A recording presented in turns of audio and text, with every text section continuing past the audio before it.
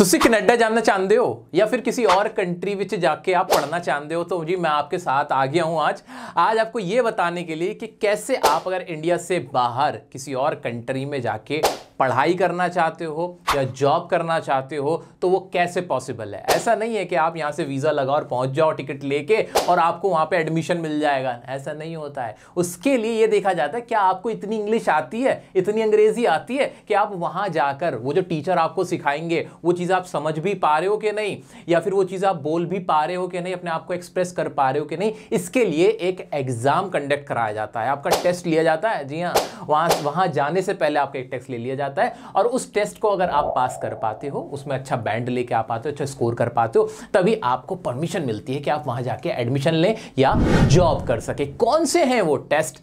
जी उनका नाम है आइल्स का टेस्ट, टॉफिल का टेस्ट। क्या होते हैं ये टेस्ट, कैसे इनको क्रैक करना है, क्या तरीका होता है, सारी जानकारी, सारी इंफॉर्मेशन आज मैं आपको देने वाला हूं। तो आराम से सुनिए मजे लेते हुए और फिर पता चलेगा आपको कि कैसे आइल्स का एग्जाम क्रैक होगा और कैसे टॉफिल का एग्जाम क्रैक होगा। तो दोस्तों सबसे पहले बात करते हैं आइल्स के एग्जाम की। ये आइल्स का टेस्ट क्यों होता है और ये टॉफिल का टेस्ट क्यों होता है? भाई दोनों ही टेस्ट किए जाते हैं आपकी इंग्लिश का लेवल चेक करने के लिए कि आपकी इंग्लिश, आपकी अंग्रेजी कितनी अच्छी है। ये दोनों एग्जाम में बड़े एग्जाम हैं जो टेस्ट किए जाते हैं आपकी इंग्लिश के लेवल को जानने के लिए। अब कहां पे आइल्स एग्जाम देना पड़ता है, कहां टॉफिल, क्या कुछ उसके लिए कोई रूल बना हुआ है? एज सच कोई रूल नहीं है। आइल्स का एग्जाम क्रैक करके भी आप यूएस जा सकते हो, यूरोप जा सकते हो, ऑस्ट्रेलिया जा सकते हो, कनाडा जा सकते हो। ऐसे टॉफिल का भी है। ये डिपेंड करता है कि कोई भी जिस भी आप इंस्टीट्यूट में, जिस भी कॉलेज में, जिस यूनिवर्सिटी में आप एडमिशन लेने जा रहे हो, वहां उन्होंने किस एग्जाम के लिए आपको एलिजिबल किया हुआ है कि उन्हें आइल्स का एग्जाम चाहिए या टॉफिल का चाहिए, तो ये डिपेंड करता है। अगर अंदर की बात सुनोगे तो अमेरिका के अंदर, यूएस के अंदर टॉफिल का जो एग्जाम होता है वो ज्यादा पॉपुलर है। और जितनी भी यूरोपियन कंट्रीज हैं, यूरोप की कंट्रीज समझते हो ना, जर्मनी चले गए, फ्रांस चले गए, वहां पे ज्यादा आइल्स का एग्जाम पॉपुलर है, ज्यादातर लोग आइल्स का एग्जाम देते हैं। पहली ही बात में आपको सारी बात क्लियर कर देता हूं, आइल्स का एग्जाम रिलेटिवली ज्यादा इजी माना जाता है, इसलिए आप देखते होंगे कि ज्यादातर लोग आइल्स का एग्जाम देते हैं, टॉफिल का नहीं देते। अब इसके एग्जाम में क्या पूछा जाता है, कैसे पूछा जाता है, कैसे आपकी इंग्लिश को चेक किया जाता है, किस किस तरीके से चेक किया जाता है वो देख लेते हैं। तो पहले आइल्स की बात कर लेते हैं। तो दोस्तों आइल्स की फुल फॉर्म होती है international English language testing system, और इसकी फुल फॉर्म से ही पता चल जाता है कि इसमें है क्या, कि ये इंटरनेशनल लेवल पे आपकी इंग्लिश लैंग्वेज को टेस्ट करने का एक सिस्टम है कि आपका इंग्लिश लैंग्वेज का लेवल कितना है, कितने अच्छे से इंग्लिश को सुन पाते हो, समझ पाते हो, बोल पाते हो, लिख पाते हो, पढ़ पाते हो। ये सारी बातें आपकी देखी जाती है, लेवल देखा जाता है। तो इसका ये मतलब नहीं है कि भाई आप फेल हो जाते हो उसमें। तो इस एग्जाम में, इस टेस्ट में कोई फेल नहीं होता, बस आपको अपना लेवल पता चल जाता है। अब ये बना कब से, किसने बनाया, थोड़ा सा इसके बारे में देख लो। 1989 में ये शुरू हुआ था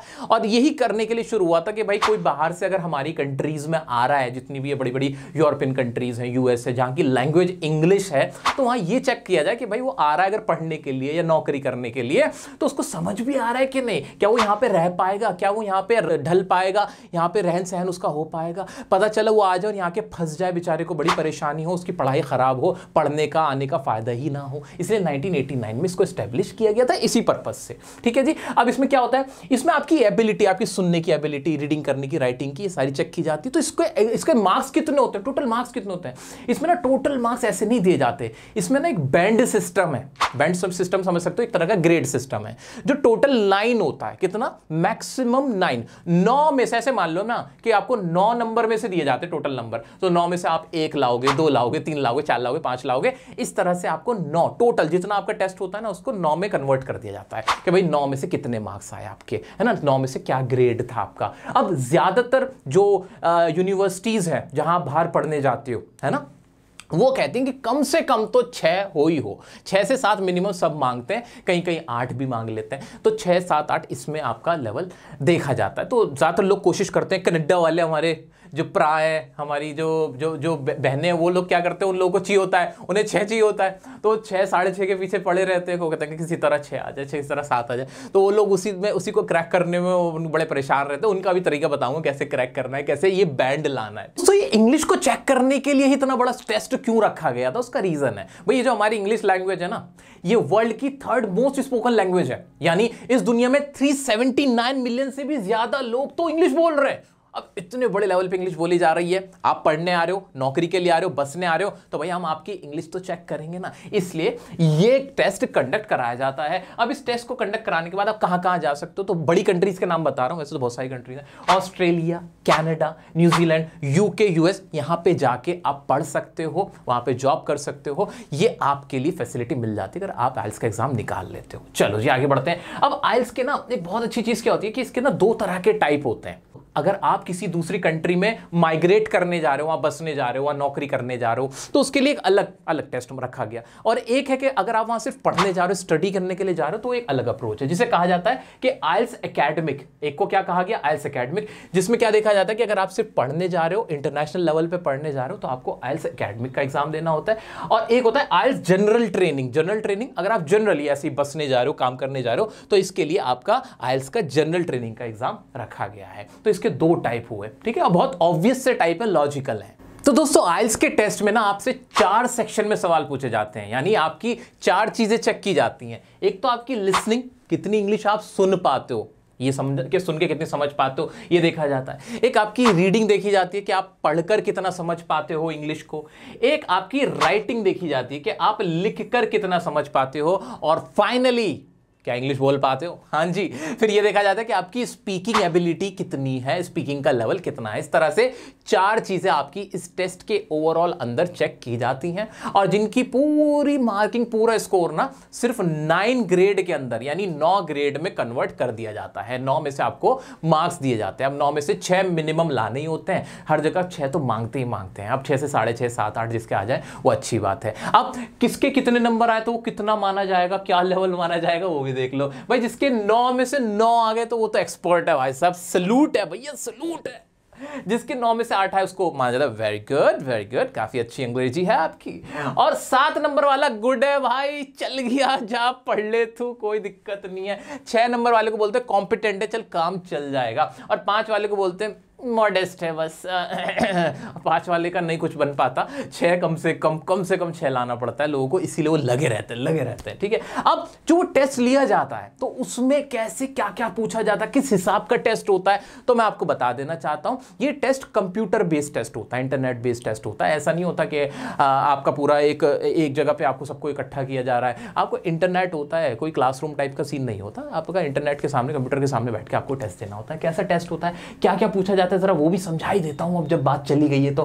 पहला है आपका लिसनिंग का टेस्ट। अब लिसनिंग टेस्ट में आपसे 40 सवाल पूछे जाते हैं, और लिसनिंग टेस्ट के अंदर आपको पता है क्या कराया जाता है, आपको ना रिकॉर्डिंग सुनाई जाती है, तरह तरह की, 3-4 तरह की आपको रिकॉर्डिंग सुनाई जाती है। रिकॉर्डिंग क्या होती है, 2 लोगों के बीच इंग्लिश में बातचीत हो रही होगी, कहीं पर कोई एक ही मोनोलॉग दे रहा होगा, कोई ऐसी स्पीच दे रहा होगा इंग्लिश के अंदर, कहीं पे बहुत सारे लोग बैठ के बातचीत कर रहे होंगे, ग्रुप डिस्कशन चल रहा होगा इंग्लिश के अंदर, कहीं पे एक और मोनोलॉग होगा, उसका टॉपिक कोई डिफरेंट होगा। इस तरह से 3-4 रिकॉर्डिंग्स आपको सुना दी जाती हैं। सुना लिया आपने, सुन ली। अब उसके बाद आपसे सवाल पूछे जाते हैं, आपको जवाब देना होता है। शॉर्ट क्वेश्चन पूछे जाते हैं, मैचिंग करा के देखा जाता है कि तुमने क्या सुना, क्या समझ आया, और अब बताओ इस सवाल का जवाब क्या है।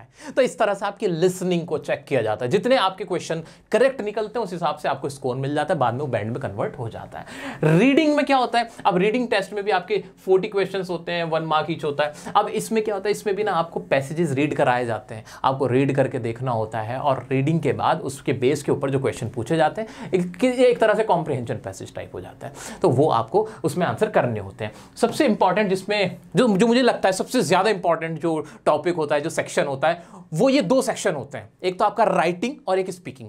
राइटिंग में क्या कराया जाता है, बहुत बढ़िया है। राइटिंग के अंदर ना आपको टास्क दिए जाते हैं, 2 तरह के टास्क होते हैं। टास्क का मतलब कि 2 तरह के काम आपसे करने को कहा जाता है। एक तो आपको ऐसे लिखने को दिया जाता है, किसी ग्राफ को दिखा के, किसी टेबल को दे दी जाती है, कोई टेबल दे दी, ग्राफ दे दिया, और आपसे कहा इसके ऊपर कोई ऐसे लिख के दिखाओ, वर्ड्स लिमिट दे दी, 150 वर्ड्स पे लिख के दिखाओ, इस तरह से। और एक आपको दूसरा टास्क दे दिया जाता है जिसमें कहा जाता है डिस्कर्सिव पैसेज, कोई भी ऐसे लिख कर दिखाओ 250 वर्ड्स के अंदर, इस तरह से आपसे कह दिया जाता है। तो 2 टास्क में इसमें आपको डिवाइड कर दिया जाता है। तो इस पैटर्न को फॉलो करते हुए आपको लिखना होता है इंग्लिश के अंदर। अब उसमें क्या देखा जाएगा कि आपने लिखा कैसे, आपकी ग्रामर कैसी है, आपकी वोकैबुलरी कैसी है, आपने सेंटेंस फॉर्मेशन कैसे किया, उस हिसाब से आपको इसमें ग्रेड दिया जाएगा, मार्क्स दिया जाएगा। अब आ जाता है हमारा स्पीकिंग का टॉपिक, जिसमें बहुत सारे बच्चे फंस जाते हैं। क्या करें स्पीकिंग के अंदर, स्पीकिंग का टेस्ट जहां तक आइल्स का सवाल है वो फेस टू फेस लिया जाता है। यानी आपके सामने आपका कोई इंटरव्यूअर बैठा हुआ होगा, आपका जो टेस्ट कंडक्ट कर रहा होगा, कंप्यूटर नहीं होगा, कोई बैठा हुआ आपसे पूछ रहा होगा, सवाल पूछ रहा होगा। तो examiners use assessment criteria to award a score for each of the following 4 criteria. वो देखते हैं आपकी ग्रामर कैसी है, प्रोनाउंसिएशन कैसा है, ये सारी चीजें, फ्लुएंसी कैसी है, वर्ड फॉर्मेशन कैसे हैं, आपके सेंटेंस फॉर्मेशन कैसे हैं, वो सारी चीजें इसमें आपकी चेक की जाती हैं। अब इसको 10 से 11 मिनट आपको बोलना होता है, स्पीकिंग करनी होती है, इससे कम पे आपकी बात नहीं बनती है, तो आपको बोलना ही पड़ता है। तो ये मजेदार है, बच्चे फंसते हैं इसके अंदर, बहुत सारे कैंडिडेट फंस जाते हैं, उनकी स्पीकिंग में वो कॉन्फिडेंस नहीं आता, दिमाग में होता है, मुंह पे नहीं आता। तो इसके लिए प्रैक्टिस बहुत करनी पड़ जाती है। ये पूरा आइल्स और टॉफिल निकालने के लिए वो मैं अभी थोड़ी देर में आपको दूंगा कि क्या गुड न्यूज है, कैसे आप प्रिपेयर कर सकते हो। अब आइल्स का एग्जाम और टॉफिल का एग्जाम हमारे ही चैनल से डियर सर के साथ, मेरे साथ आप कैसे प्रिपेयर कर सकते हो बताऊंगा। लेकिन अभी मैं बात करता हूं टॉफिल की, कि टॉफिल क्या होता है और उसको कैसे क्रैक किया जाता है, उसका क्या पूरा पैटर्न है। टॉफिल यानी test of English as a foreign language. भाई इसमें क्या होता है, इसमें भी ऑलमोस्ट सिमिलर ही पैटर्न होता है, चारों चीजें आपकी देखी जाती है, आपकी रीडिंग, आपकी राइटिंग, आपकी लिसनिंग और आपकी स्पीकिंग। बस इसमें थोड़ा बहुत फर्क होता है। इसमें ना आपको 9 बैंड जो होता है ना, उसके अंदर 9 बैंड सिस्टम नहीं है, इसमें स्कोर का सिस्टम है 120। आपको 120 में से मार्क्स दिए जाते हैं और ज्यादातर जितनी भी यूनिवर्सिटीज हैं, कॉलेजेस हैं, वो आपको मिनिमम 90 to 100 तो मांगती हैं, तो आपको इतना तो स्कोर करना ही होता है। आइए इसके बारे में थोड़ी और बात कर लेते हैं। दोस्तों जहां तक टॉफिल की बात है, सबसे ज्यादा पॉपुलर यही है, क्योंकि ये टेस्ट ऐसा है जो 130 से ज्यादा जो वर्ल्ड की कंट्रीज है उनमें एक्सेप्टेबल है। टॉप 100 यूनिवर्सिटीज जो है ना वर्ल्ड की, वो टॉफिल को एक्सेप्ट करती हैं। तो बहुत अच्छा एग्जाम है, बहुत अच्छे लेवल का एग्जाम है। अब इसका पैटर्न क्या है, इसमें कैसे कैसे टेस्ट लिया जाता है, क्या है, वही 4 चीजें आपकी रीडिंग है, लिसनिंग है, राइटिंग है और स्पीकिंग है। अब इसकी ना लिसनिंग के अंदर थोड़ा सा आपको ध्यान देना पड़ता है, क्योंकि मोस्टली इसमें ही बच्चे फंस जाते हैं। अब उसकी क्या टिप्स एंड ट्रिक्स हैं वो बाद में बताऊंगा, थोड़ा सा वेट करो, पहले और समझा देता हूं। भाई इसके अंदर भी आपका जो लिसनिंग टेस्ट है उसमें आपको कॉन्वर्सेशन सुनाई जाती हैं। कॉन्वर्सेशन कौन सी होंगी, कुछ लेक्चर्स होंगे जो आपको सुनने पड़ेंगे, कुछ आपस में लोगों की कॉन्वर्सेशन होगी वो आपको सुननी पड़ेगी और उसके बेस पे आपसे सवाल पूछे जाएंगे। ऐसी रीडिंग के अंदर आपके सामने कुछ एसेज होंगे, पैसेजेस होंगे और उनको रीड करना होगा, समझना होगा, आपसे क्वेश्चन पूछे जाएंगे। राइटिंग में ऐसे ही लिखने होंगे, आपको कम से कम 2 ऐसे आपसे पूछे जाते हैं और 2 जो टॉपिक्स होते हैं उस पर आपको रिस्पांस देना होता है। एक तरह का रिस्पांस देते हुए आपको कुछ लिखना होता है। किस चीज़ का ध्यान रखना होता है, आपको वोकैबुलरी का ध्यान रखना होता है, आपको ग्रामर का ध्यान रखना होता है, आप कैसे आइडियाज़ को पिरो पाते हो वो आपका चेक किया जाता है। तो अच्छा खासा लेवल हो जाता है। अब इसकी वैल्यू कितनी है वो मैं आपको बता देना चाहता हूँ कि टॉफिल का एग्जाम भाई ऐसा नहीं कि मजाक चल रहा होता है, मजाक नहीं हो रहा होता है इसमें भाई जो चीज़ मैं दिखाना चाह रहा था वो ये रहा। ये तो आप समझ ही गए कि 120 में से स्कोर किया जाता है। जो 100+ वाला होगा वो बहुत ही अच्छा होगा और जो से थोड़ा नीचे डाउन होगा वो तो लेवल कम होता चला जाएगा। लेकिन इंपॉर्टेंट बात तो ये थी जो मैं आपको दिखाना चाहता था कि जो बड़ी बड़ी यूनिवर्सिटीज़ हैं, जैसे येल यूनिवर्सिटी है, कहाँ चली गई भाई येल यूनिवर्सिटी, आ जाओ जल्दी से। यूनिवर्सिटी ऑफ ऑक्सफोर्ड वो 100 रिकमेंडेड होती है, 110 रिकमेंडेड होती है, 100 मांगती है स्कोर इसके अंदर। तो ऑक्सफोर्ड भी इसको मांगता है, जो मैनचेस्टर है वो भी मांगता है, ब्रिस्टल भी, जो बड़े बड़े स्कूल्स हैं, बड़े बड़े जो यूनिवर्सिटीज़ हैं वो टॉफिल का जो टेस्ट है उसको एक्सेप्ट कर रहे होते हैं और उसमें भी अच्छा खासा आपको स्कोर चाहिए होता है। अच्छा, लोग आइल्स की तरफ क्यों भाग जाते हैं, क्योंकि आइल्स में ना बैंड सिस्टम होता है, एक बार को रिलेटिवली वो ईजी समझा जाता है। लोगों का जो अपना एक्सपीरियंस, मैंने लोगों से बात की है ना, तो वो बोलते हैं कि हमें आइल्स का एग्जाम थोड़ा इजी लगता है, खासतौर से इंडियंस को अगर मैं बात करूं, एशियंस को अगर मैं बात करूं, जितने भी एशिया के लोग हैं उनको आइल्स थोड़ा आसान लगता है, इसलिए वो आइल्स ज्यादा देते हैं। आपने सुना भी होगा टॉफिल लोग कम दे रहे होते हैं, जबकि वैल्यू टॉफिल की शायद ज्यादा ही है। ठीक है दोस्तों, अब इसको क्रैक कैसे करना है, कुछ थोड़ी सी आपको टिप्स एंड ट्रिक्स बता दूं कैसे आपको इसका सिलेबस कवर करना चाहिए आइल्स और टॉफिल का, वो सुनिए। तो दोस्तों मेरे पास आपके लिए गुड न्यूज़ है। गुड न्यूज़ ये है कि आप अपने आइल्स और अपने टॉफिल की प्रिपरेशन अब हमारे ही चैनल से कर सकते हो। आपके पास मौका है, वो भी फ्री ऑफ कॉस्ट। कैसे करोगे, मैं अभी आप लोगों के लिए इंग्लिश सिखाने के लिए, ग्रामर सिखाने के लिए कोर्स लेके आ रहा हूं। वो वीडियोस का कोर्स होगा, मतलब आपको लाइन से ना ऐसे सीरीज वाइज वीडियोस मिलनी शुरू हो जाएंगी पूरी इंग्लिश ग्रामर की, इंग्लिश सीखने की। आप अपना घर बैठे अपने प्रिपरेशन कर सकते हो, सारी चीज़ें मैं उसमें सिखाने की कोशिश करूंगा। तो वो कोर्स ऐसा होगा, वो सबके लिए एप्लीकेबल है। ग्रामर बदलती नहीं है भाई, ग्रामर वही रहती है, राइटिंग के तरीके में उसमें बताता हुआ चलूंगा। तो उस कोर्स में मैं जानबूझ के आइल्स और टॉफिल के बारे में भी चीजें बताता हुआ, एक्सप्लेन करता हुआ चलूंगा। तो आप देख लेना, फ्री में आपका काम हो जाएगा, पैसे खर्च करने की जरूरत नहीं। क्यों खामखा 20-30 हज़ार 50 हज़ार रुपए खर्च करोगे कनाडा जाने के लिए, ठीक है। तो आप ऐसे फ्री में भी कर सकते हो, क्योंकि देखो सेल्फ प्रिपरेशन सबसे अच्छा तरीका होता है। बस चुपचाप से कोर्स देखते रहना, प्रैक्टिस करते रहना, आपका काम हो जाएगा। तो ये मेरी तरफ से तोहफा था आपके लिए। खुश हो के नहीं, कमेंट में जरूर बताना। आओ अब आगे की बातें करते हैं। दोस्तों, अगर आप आइल्स और टॉफिल के एग्जाम में बहुत अच्छा स्कोर करना चाहते हो, अच्छा बैंड लाना चाहते हो, तो आज से एक बात ना अपने पास गिठा बांध लेना। वो क्या है?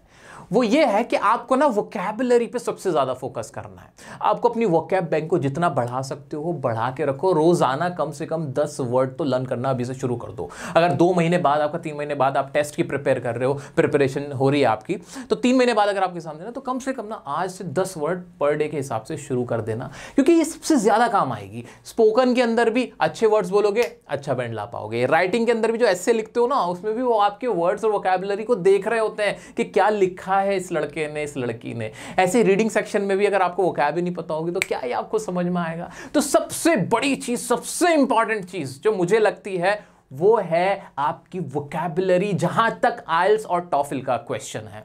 अगर इसके अलावा कोई और टेस्ट दे रहे होते, आप किसी और चीज के लिए इंग्लिश सीख रहे होते, वहां बात अलग थी। लेकिन टॉफिल और आइल्स के लिए वोकैब मस्ट है, मस्ट है और मस्ट है। और उसके बाद फिर आपकी ग्रामर ही आ जाती है। उसके बाद ग्रामर तो आप करते हुए चलोगे। ग्रामर के रूल्स इतने ज्यादा टफ नहीं होते, क्योंकि आपसे वहां ग्रामर चेक करने के लिए कोई ऐसा लेवल नहीं जहां आपकी ग्रामर चेक की जा रही हो। रीडिंग चेक की जाती है, राइटिंग चेक की जाती है, आपकी लिसनिंग चेक की जाती है, स्पीकिंग चेक की जाती है, ग्रामर नहीं चेक की जाती है। ऐसा नहीं होता कि आपके सामने कोई बहुत ही मुश्किल क्वेश्चन आ जाता है और आपसे कहा जाता है कि बताओ इसके अंदर ग्रामेटिकली क्या मिस्टेक है। ग्रामर आपको आनी चाहिए, अपने लिए आनी चाहिए कि हाँ आपको टेंसेस के रूल्स आते हैं, वॉइस आपको आती है, मॉडल्स के इस्तेमाल करने आप जानते हो। लेकिन सबसे ज्यादा आपकी वोकैबुलरी और फिर आपका प्रोनाउंसिएशन का बहुत बड़ा रोल होता है, क्योंकि स्पोकन के अंदर जब आप बोल रहे हो, अगर आपने इंग्लिश को इंग्लिश बोल दिया, वहां पर ना आपका पूरा डाउन हो जाएगा इंप्रेशन। इसलिए आपको अपनी वोकैबुलरी और आपका प्रोनाउंसिएशन उस पर ज्यादा ध्यान देना है।